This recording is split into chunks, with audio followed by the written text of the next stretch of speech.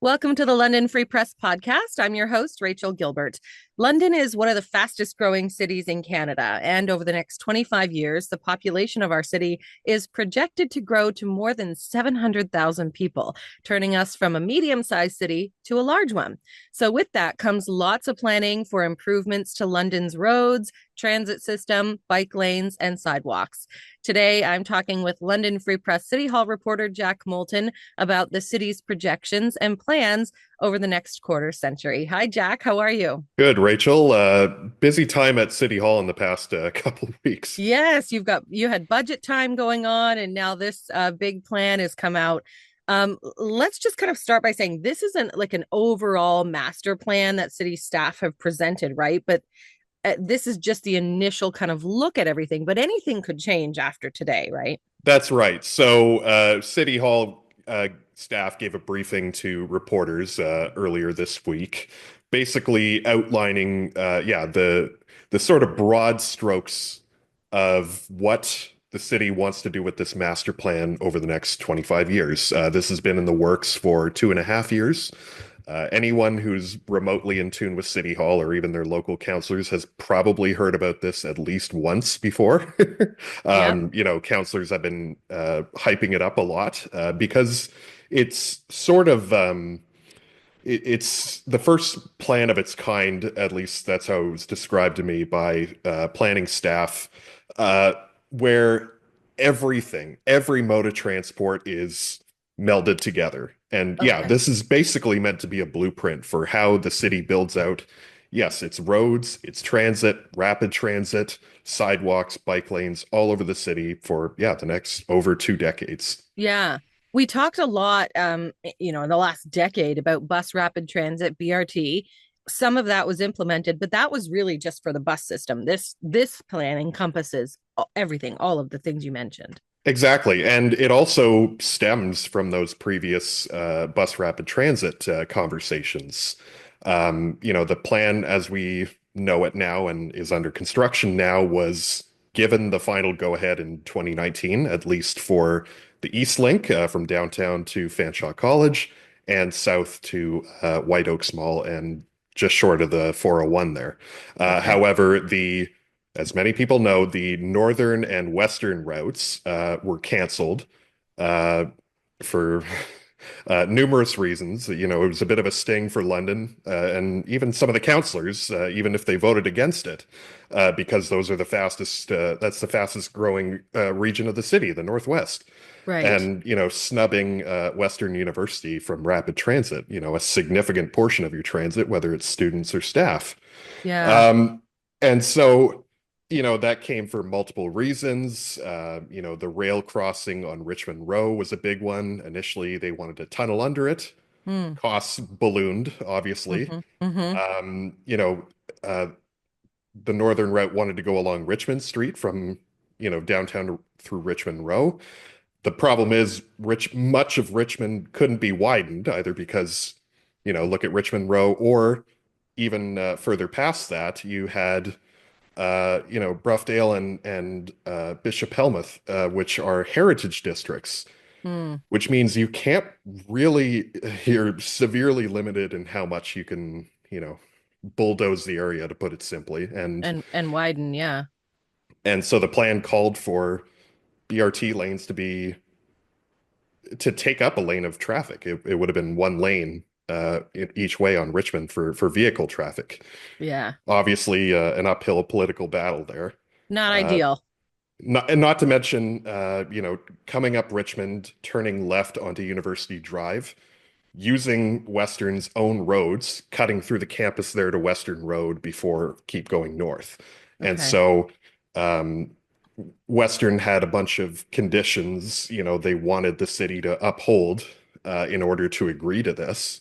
Hmm. I know one off the top of my head was, you cannot convert this to light rail in the future, and some restrictions and things of that nature. Out in the Okay. West, the big problem was the original plan had both dedicated lanes, that's the entire basis of BRT, but also a section of mixed traffic lanes, basically the dedicated lanes would end once you hit Warncliffe, coming west out of downtown there, but then start up again as you turned onto Oxford, which meant, the potential for buses getting stuck in traffic. And Hmm. all of those factors altogether led to ultimately the demise of those routes. Sure. So now, with this new plan going forward, we'll start with kind of the transit portion of this plan, which does include BRT and extending and adding back those routes, the north route, bus rapid transit going north to the Masonville area and going west, and especially around Western University, right? So I'm assuming there's different plans in place now to make that more feasible. Yes and no. Yes, the city wants to, within the next decade, before 2035, they want to revive some kind of northern and western route. The Mm-hmm. western one is almost unchanged from the one that council, canceled 5 years ago now. Uh, Okay. the key distinction this time, seemingly, is that it will be fully dedicated lanes throughout, which means Warncliffe and Oxford will probably have to be widened. Um, but the Northern Link won't go on Richmond this time. It will take Riverside west of downtown, out of downtown, Mm-hmm. take Warncliffe as well. But the north and west routes will split off of Warncliffe. Obviously, the west will go on Oxford until it reaches Wonderland, Okay. and the northern route will keep going north on Western Road, cutting through Western University before it meets Richmond again and carries on to Masonville. Okay. So sort of the latter half of that plan still sticks. The original plan had it come to Western Road eventually, Right. but cutting out Richmond this time and some of the the logistical issues that came with Yes. that. Not to mention, early on in BRT talks, this route was considered, and uh, it was preferred by Western to use this route. Mm. But uh, based on memory, just reading our reporting at the time, this was almost a decade ago now. Their city staff were convinced that the Richmond route would serve more people, and that's fair. It would have carried you past St. Joe's Hospital. Mm-hmm. Uh, went through the Richmond Oxford intersection, Yeah. a Yeah. super busy area, and it would have, I guess, gone by King's University College. In addition to cutting through Western, most of its campus, University Hospital, Masonville, and so Mm-hmm. forth. Right. Okay. Um, Also in your story regarding transit, you talk about priority versus friendly transit corridors. What is the difference between those two? Yeah, so those are sort of the step downs from bus rapid transit, where the city still views these as vital corridors, but bus rapid transit may not be necessary for priority transit corridors. And, we're kind of getting into City Hall lingo here. Okay.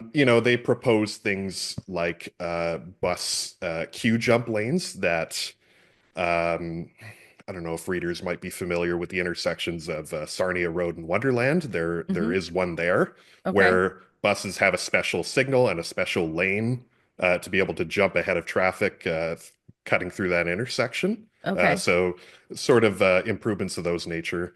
Transit friendly is a little very minor improvements. Things like tweaking the timing around traffic signals to get buses going earlier and minor things of that nature, some slight upgrades. Um, yeah. Okay. Light rail was also touched on, but will that be in London's future at all, near future or long-term future?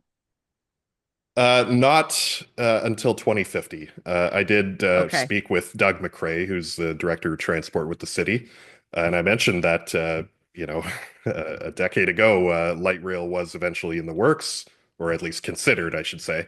Uh, City staff came along later and said, you know what, that's probably not necessary. BRT Mm-hmm. will probably do the trick. And yeah, I asked, whether light rail would be considered in the next 25 years.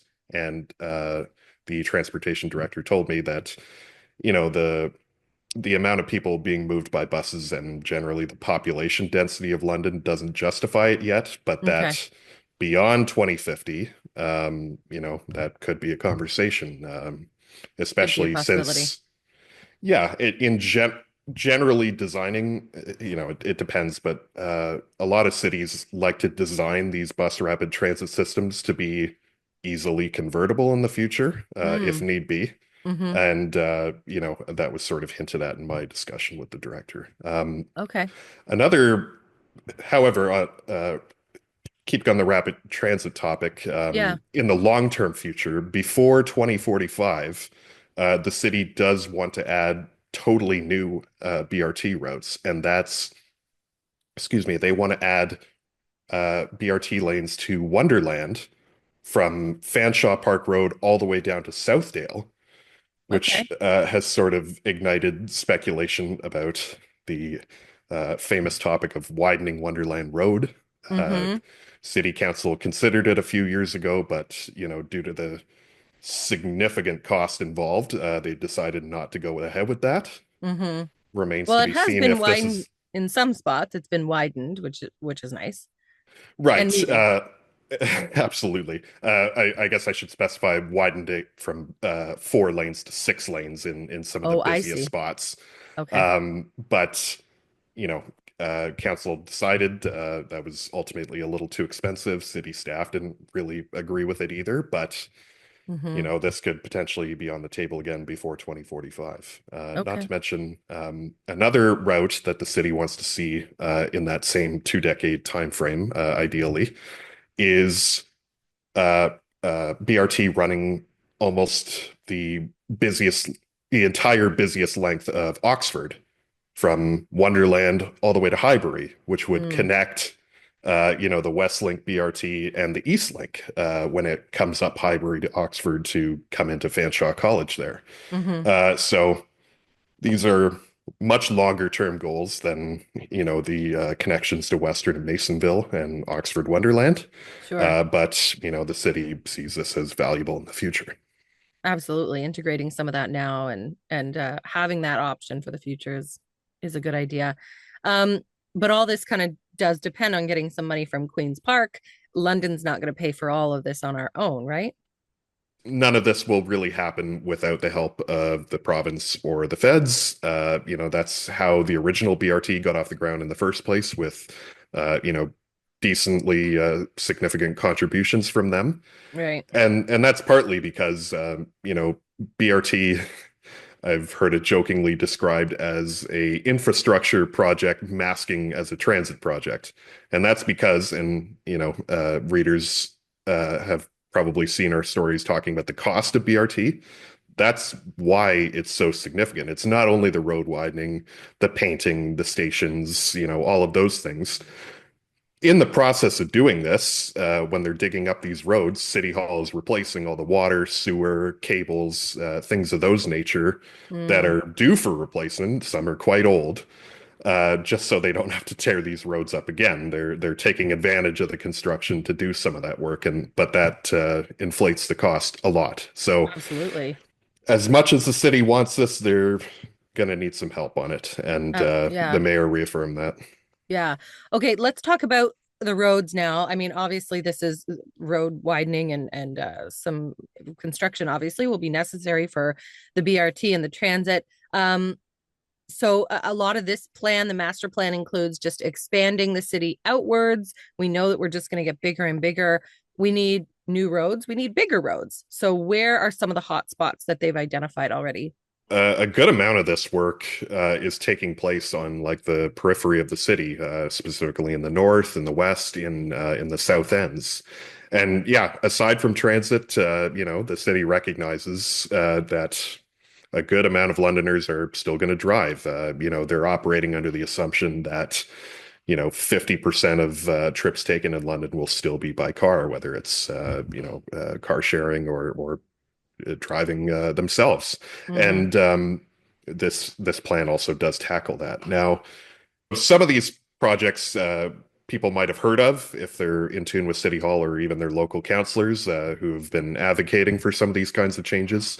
Pieces of Sunningdale Road will be upgraded. It'll be expanded to 4 lanes between Adelaide and Wonderland Road, but even beyond those parameters, they'll see upgrades, whether it's, a better sort of urban streetscape, better sidewalks, things of those nature, even if it's not a lane expansion. Okay. Hamilton Road will see some improvements east of Highbury there.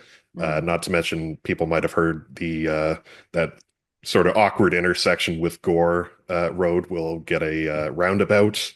Wow. Bradley Avenue will be extended. There's sort of a gap uh, in in that road right now that got recently announced, but is included in this plan. Okay. Oxford Street West, especially west of Hyde Park, there will be expanded to 4 lanes, to accommodate some of the growth we're seeing out there. Um, a couple sections of Commissioners Road East will be expanded to 4 lanes. Commissioners Road West, a piece of it will also, within the next 2 decades there, will also be realigned to sort of address that awkward intersection with Springbank Road there. Mm. And things of that nature. Highbury, south of the 401, getting expanded to 4 lanes. That's been in talks for the past couple of years now, with news that Volkswagen is coming to St. Thomas with their big factory. Highbury is a major Right. artery there, and a couple different intersections will be improved as well. Okay. Hyde Park and Oxford, as I mentioned, Hamilton and Gore, Hamilton and Highbury will get a overhaul. Okay. And a few different projects there. A lot of the biggies. Um, they're also looking at creating a goods movement network. What is a goods movement network? Basically, that's a system of roads that's designed to, try and drive traffic away from, residential areas and sort of those busier intersections and parts of the city. Specifically for transports, trucking goods. Exactly, sort of that heavy commercial like trucking traffic. So they're trying to, steer it away from those residential and neighborhood areas. Looking at the map that City Hall have come forward with for this network, you see a lot of those main arteries, whether they're on the periphery of the city or not. Your Fanshawe Park Road, your Highbury, your Veterans Memorial Parkway, but also, if you do have to cut through the heart of the city there, or in the south, you've got Horton Street, Exeter, and roads of that nature. Those sort of Okay. arterial roads. Sure. Are we going to live in a perpetual state of construction for the next 25 years? I think that's what a lot of us are thinking. Like, this is a lot. Are we just is it gonna be construction year round now? It's very possible, and that's pretty normal for any city, let alone London, where we're exploding in population like this. We grew 10% between 2016 and 2021. Our population here in the city alone is pushing closer and closer to 500,000 within the Mm. next couple of years. And then, as you mentioned, we're going to be over 700,000 people by 2050. An Hmm. increase of uh, a little over 50%, if memory serves, for London and Middlesex within the next 25 years, if population forecasts hold. So Yeah. this is just another one of those growing pains a city like us faces, not only expanding our transportation networks to get us around better and to accommodate all these new people, but going back to the BRT for a second, expanding and replacing our our waters lines and sewer lines and things that Hmm. sometimes can be a century old, and were never designed for anything like this. Right. Yeah, good point. Well, they say we have two seasons in London, some winter and construction season. Joking, That's joking, right. of course. Let's quickly touch on bike lanes and bike trails because they're going to be implementing more of both. Is that right? So yes, the city is looking to expand that as well. London already has a decent network as it is, but the city is looking to fill in some of those gaps that a lot of cities in Ontario or otherwise are trying to retroactively do. A lot of these roads were never built with bike lanes in mind.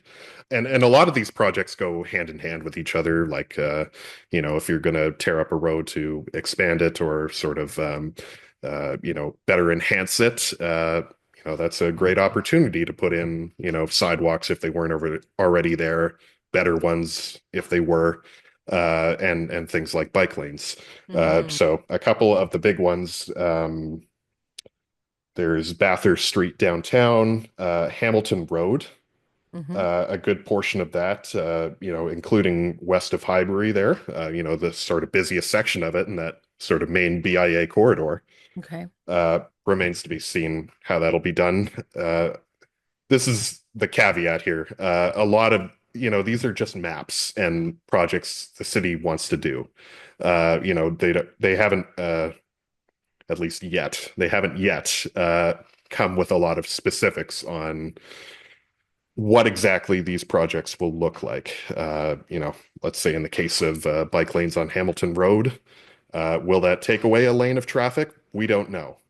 I imagine they're probably going to aim not to, given the recent moves by the province to, need extra approval for something like that. And the fact that London has tried to steer away from that even before, trying to add these lanes without taking away a lane of traffic. Mm-hmm. Um, but yeah, Sunningdale Road is looking at getting bike lanes as well.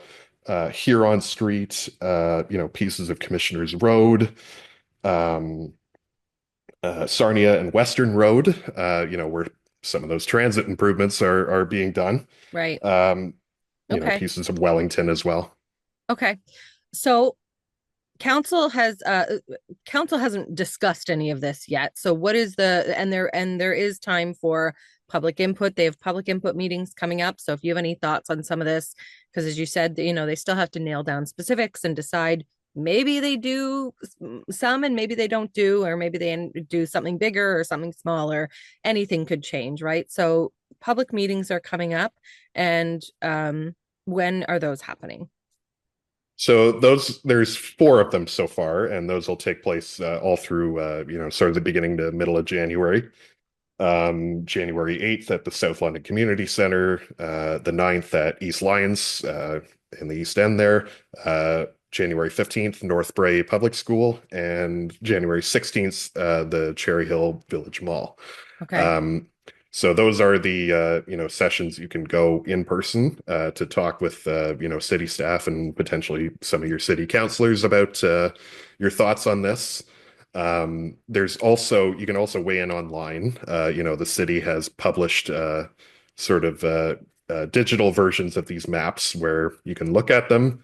You can even leave comments on them, things you like, things you don't like, maybe something you would have liked to have seen, but Mm, city staff didn't go with, sure. and things of that kind. Yeah. So Okay. it's aimed to be in public consultation right now, and then, as you said, councillors won't get to formally weigh in on this until these maps and these networks are brought to them in the spring. Okay. So, We the got packages. several months before anything happens. Exactly. The packages we were given by City Hall, have a big red warning on each of the pages saying that these are not final. These, still have to go through council and everything. And yeah, council will ultimately decide if some of these things go forward, if, Hmm. they want to accelerate things, if they want to, maybe delay. This is a 25-year plan after all. If they Hmm. want to just cut sections outright or add stuff in. That's their time to weigh in.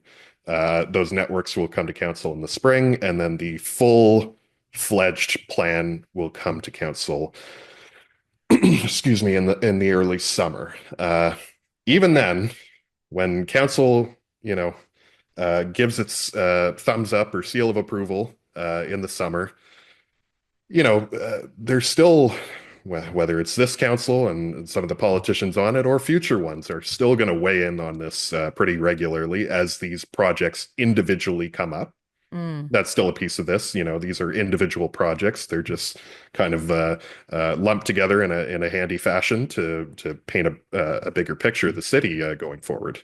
But right. yeah, this is an initial plan, and there's still a lot that could happen here. Right. Right now is the time for information gathering and feedback.